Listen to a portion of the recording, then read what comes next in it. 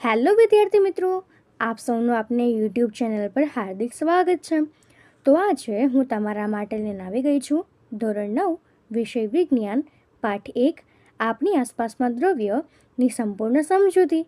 તે પહેલાં તમે જો આપણી ચેનલને લાઇક શેર અને સબસ્ક્રાઈબ ન કરી હોય તો તે જરૂરથી કરી દેજો. તો ચાલો આપણે આનું સંપૂર્ણ સોલ્યુશન કરીએ. તો અહીં આપણા પાઠમાં વચ્ચે જે આવતા પ્રશ્ન છે એનું આપણે સોલ્યુશન કરીએ. તો સૌથી પહેલો પ્રશ્ન છે કે નીચેના પૈકી કયા દ્રવ્ય છે? ખુરશી, હવા, પ્રેમ, સુગંધ, ધિક્કાર, બદામ, વિચાર, ઠંડુ પાણી, અત્તરની સુગંધ. તો અહીંયાથી આપણે જો દ્રવ્ય લખીએ તો તે થશે ખુરશી, હવા, બદામ, ઠંડુ પીણું અને અત્તરની સુગંધ એ દ્રવ્ય છે. એના પછી બીજો પ્રશ્ન છે કે નીચેના અવલોકનો માટેના કારણ આપો. ગરમ ખોરાકની સોડમ એટલે કે વાસ થોડા મીટર દૂર સુધી પણ આવે છે, જ્યારે ઠંડા થઈ ગયેલા ખોરાકની સોડમ એટલે કે વાસ લેવા માટે તેને વધુ નજીક જવું પડે છે. તો આનું કારણ આપણે લખીએ કે ગરમ ખોરાકની સોડમ એટલે કે વાસ એ થોડા મીટર સુધી પણ આવે છે, કારણ કે તાપમાન વધતા કણોની ગતિજ ઉર્જા વધે છે. આથી તે હવામાં ભળીને ઝડપથી પ્રસરે છે. જ્યારે ઠંડા થઈ ગયેલા ખોરાકની સોડમ એટલે કે વાસ લેવા માટે તેને વધુ નજીક જવું પડે છે, કારણ કે અહીં કણોની ગતિજ ઉર્જા ઓછી હોવાથી તેનું પ્રસરણ ધીમું થાય છે. તો હવે એના પછીનો ત્રીજો પ્રશ્ન છે કે તરવૈયો સ્વિમિંગ પુલમાં પાણીના પ્રવાહને કાપીને આગળ વધી શકે છે.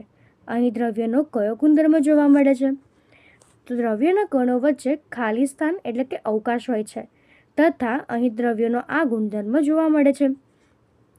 એના પછીનો ચોથો પ્રશ્ન છે કે દ્રવ્યના કણોમાં કયા પ્રકારની લાક્ષણિકતા હોય છે?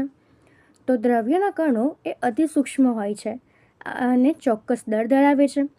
દ્રવ્યના કણો વચ્ચે ખાલી સ્થાન એટલે કે અવકાશ રહેલા હોય છે. તેથી એક દ્રવ્ય બીજા દ્રવ્યમાં સરળતાથી મિશ્ર દ્રવ્યના કણો સતત ગતિશીલ હોય છે, એટલે કે ગતિજ ઉર્જા ધરાવે છે. તાપમાન વધતા કણોની ગતિજ ઉર્જા વધે છે. દ્રવ્યના કણો એકબીજાને આકર્ષે છે. તો હવે એના પછી આપણા પાના નંબર 6ના પ્રશ્ન છે. એમાં પહેલો છે કે પદાર્થના પ્રતિ એકમ કદના દળને તેની ઘનતા કહે છે.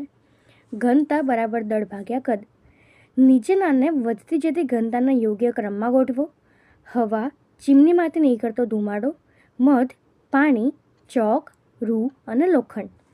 તો આપણે જો તેને ઘનતાના ચડતા ક્રમમાં ગોઠવીએ તો તે થશે હવા, ચીમનીમાંથી નીકળતો ધુમાડો, રૂ, પાણી, મધ, ચોક અને લોખંડ. તો આપણે આ પ્રમાણે તેનો ક્રમ નક્કી કરી શકીએ છીએ. એના પછી હવે આપણને પ્રશ્ન 2 આપ્યું છે. એનો ક્રમ, ગુણધર્મ, ઘન, પ્રવાહી અને વાયુ. તો સૌપ્રથમ જો આપણે આકારની વાત કરીએ તો ઘનમાં નિશ્ચિત હોય, પ્રવાહીમાં અનિશ્ચિત હોય અને વાયુમાં પણ અનિશ્ચિત હોય. કદ તો એ ઘનમાં નિશ્ચિત હોય, પ્રવાહીમાં પણ નિશ્ચિત હોય અને વાયુમાં અનિશ્ચિત હોય. દબનીયતા તો ઘન જે છે એ અદબનીય હોય, પ્રવાહી છે એ આંશિક દબનીય હોય અને વાયુ જે છે એ વધુ દબનીય હોય. ચોથું છે ગુણધર્મ પ્રસરણ દર. તો અહીં ઘનમાં અતિશય ઓછો હોય, કારણ કે તેમાં જે બધા કણો છે એ એકબીજા સાથે જોડાયેલા હોય, વચ્ચે અવકાશ ન હોય, એટલે તેનો અતિશય ઓછો હોય. પ્રવાહીનો ઘન કરતાં અને ઘન કરતાં વધારે અને વાયુ કરતાં ઓછો હોય, અને વાયુમાં ઘન અને પ્રવાહી કરતાં વધારે હોય. પછી પાંચમું ગુણધર્મ છે તરલતા કાં તો સખ્તાઈ. તો ઘન છે એ વધારે સખત હોય એટલે કે તે દ્રઢ હોય, પ્રવાહી તો એ તરલ હોય એટલે કે વહનશીલ હોય અને ઓછો સખત હોય, જ્યારે વાયુ એ ખૂબ જ વહનશીલ હોય. છઠ્ઠો ગુણધર્મ છે આંતરઆણ્વીય આકર્ષણ બળ. તો ઘનમાં મહત્તમ હોય, પ્રવાહીમાં ઘન કરતાં ઓછું હોય અને વાયુમાં લઘુત્તમ હોય. અને સાતમું ગુણધર્મ છે ઘટકોની ગોઠવણી. તો તે ઘનમાં ગીચ હોય, પ્રવાહીમાં ઓછી ગીચ હોય અને વાયુમાં અવ્યવસ્થિત હોય. તો આપણે આ પ્રમાણે તેના ગુણધર્મ લખી શકીએ છીએ. આ પ્રશ્ન તમે પરીક્ષા માટે યાદ રાખી શકો છો. તો હવે એના પછીનો આપણો પ્રશ્ન 2બ છે કે નીચે દર્શાવેલા માટે યોગ્ય નોંધ લખો. સખ્તાઈ, સંકોચનીયતા, તરલતા, પાત્રમાં વાયુને ભરવો, આકાર, ગતિજ ઉર્જા અને ઘનતા. તો આપણે લખીએ સખ્તાઈ. તો પદાર્થ પર બાહ્ય બળ લગાવવા છતાં પણ પોતાનો મૂળ આકાર જાળવી રાખવાના ગુણધર્મને સખ્તાઈ કહે છે. એવી જ રીતે એના પછી આપણને બીજું આપ્યું છે સંકોચનીયતા. તો દ્રવ્યના કણો વચ્ચે અવકાશ હોય છે. બાહ્ય બળ લગાડતા આ ઘટક કણ એકબીજાની નજીક આવવાના ગુણધર્મને સંકોચનીયતા એટલે કે દબનીયતા કહે છે. એના પછી ત્રીજું છે કે તરલતા. તો દ્રવ્યના ઘટક કણોના જુદી જુદી દિશામાં વહન પામવાના ગુણધર્મને તરલતા કહે છે. ચોથું છે પાત્રમાં વાયુને ભરવું. તો વાયુ અવસ્થામાં કણોની ગતિ એ અનિયમિત હોય છે. આ અનિયમિત ગતિને કારણે વાયુને પાત્રમાં ભરી શકાય છે. પાંચમું છે આકાર. તો ઘન અવસ્થામાં મહત્તમ આંતરાણ્વીય આકર્ષણ બળ અને ચોક્કસ આકાર હોય છે. તો હવે એના પછી છે ગતિજ ઉર્જા. તો દ્રવ્યના કણો સતત ગતિશીલ હોય છે. સતત ગતિશીલ કણો સાથે સંકળાયેલી ઉર્જાને ગતિજ ઉર્જા કહે છે. ઘનતા. પદાર્થના પ્રતિ એકમ કદના દળને તેની ઘનતા કહે છે. એટલે ઘનતા બરાબર દળ ભાગ્યા કદ. તો આ રીતે આપણે તેને બતાવી શકીએ છીએ. હવે એના પછીનો આપણો પ્રશ્ન 3 છે કારણ આપો. તો એમાં પહેલું છે વાયુને જે પાત્રમાં રાખવામાં આવે તે સમગ્ર પાત્ર તે પૂરેપૂરી રીતે ભરી દે છે. તો એનું આ કારણ લખીએ તો વાયુ અવસ્થામાં દ્રવ્યના ઘટક કણો નિર્બળ આંતરાણ્વીય આકર્ષણ બળ અને મહત્તમ ગતિજ ઉર્જા ધરાવે છે. વાયુના ઘટક કણ શક્ય બધી જ દિશામાં પ્રસરણનો ગુણધર્મ ધરાવે છે. આથી જે પાત્રમાં રાખવામાં આવે તે પાત્રને તે પૂરી રીતે ભરી દે છે. બીજું છે કે વાયુ એ પાત્રની દિવાલ પર દબાણ ઉત્પન્ન કરે છે. તો વાયુ અવસ્થામાં કણોની ગતિ એટલે કે હલનચલન એ અસ્તવ્યસ્ત અને વધુ હોય છે.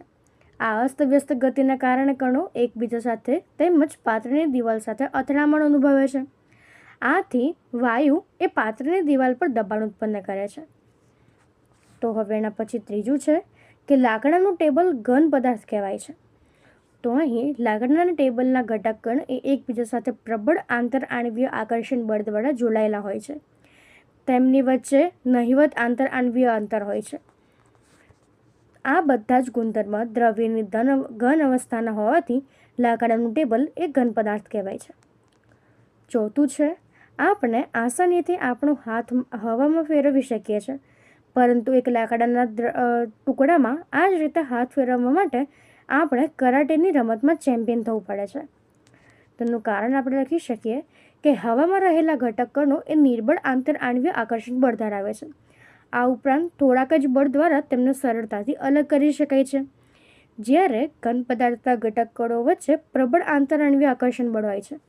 આથી તેઓ એકબીજા સાથે પ્રબળતાથી જોડાયેલા રહે છે અને પરિણામે તેમને અલગ કરવા માટે ખૂબ જ બાહ્ય બળ લગાડવું પડે છે. તો આથી આપણે આસાનીથી આપણો હાથ હવામાં ફેરવી શકીએ છીએ, પરંતુ એક લાકડાના ટુકડામાં આ જ રીતે હાથ ફેરવવા માટે આપણે કરાટેની રમતમાં ચેમ્પિયન થવું પડે છે. ચોથું છે સામાન્ય રીતે ઘન પદાર્થોની સરખામણીમાં પ્રવાહી પદાર્થોની ઘનતા ઓછી હોય છે, પરંતુ તમે બરફના ટુકડાને પાણી ઉપર તરતો જોયો હશે. દર્શાવો કે એવું શા માટે થાય છે? તો આપણે એનું કારણ લખીએ તો બરફ એ આંતરઆણ્વીય પોલાણ ધરાવતું પાણીનું ઘન સ્વરૂપ છે. તેનું કદ વધુ પરંતુ દળ ઓછું હોવાથી તેની ઘનતા ઓછી હોય છે. આથી બરફ પાણી પર તરી શકે છે. તો હવે આપણા પાના નંબર 9 પર જે પ્રશ્ન છે એમાં પહેલો પ્રશ્ન છે કે નીચે દર્શાવેલ તાપમાનને અંશ સેલ્સિયસમાં ફેરવો. તો અહીં આપણે અંશ સેલ્સિયસમાં ફેરવીએ તો સૌપ્રથમ આપણને આપ્યું છે 300 કેલ્વિન. તો આપણે જાણીએ છીએ કે જે ડિગ્રી સેલ્સિયસ છે તેનું તાપમાન એ 273 હોય છે. તો આપણે જે કેલ્વિનમાંથી સેલ્સિયસમાં ફેરવવું હોય તો જે આપણને કેલ્વિન આપ્યા હોય તેમાંથી 273ને માઇનસ કરી દેવાના.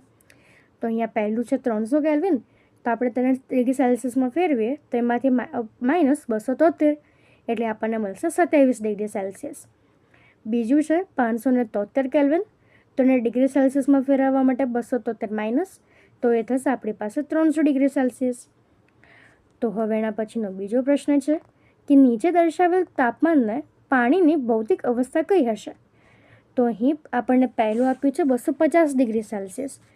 તો અહીં 250 ડિગ્રી સેલ્સિયસ તાપમાને પાણી બાષ્પ સ્વરૂપમાં હશે. બીજું છે કે 100 ડિગ્રી સેલ્સિયસ, તો 100 ડિગ્રી સેલ્સિયસ તાપમાને પાણી પ્રવાહી અને બાષ્પ એમ બંને સ્વરૂપમાં હશે.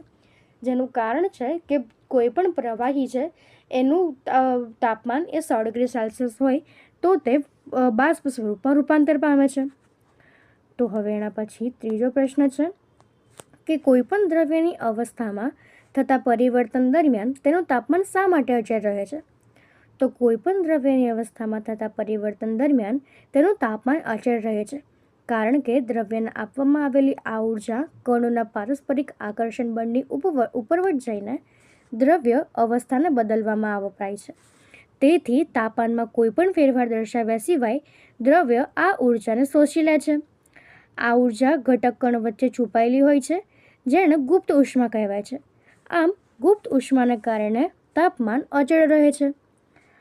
તો હવે એના પછીનો આપણો ચોથો પ્રશ્ન છે કે વાતાવરણીય વાયુઓના પ્રવાહીકરણ માટેની કોઈ પદ્ધતિ સૂચવો. તો અહીં વાતાવરણીય વાયુઓનું બંધ પાત્રમાં દબાણ વધારીને અને તાપમાન ઘટાડીને પ્રવાહીકરણ થઈ શકે છે. તો હવે એના પછીનો આપણા પાના નંબર 10ના પ્રશ્ન, જેમાં પહેલું છે કે ગરમ તેમજ સૂકા દિવસોમાં કુલર વધુ ઠંડક આપે છે. શા માટે?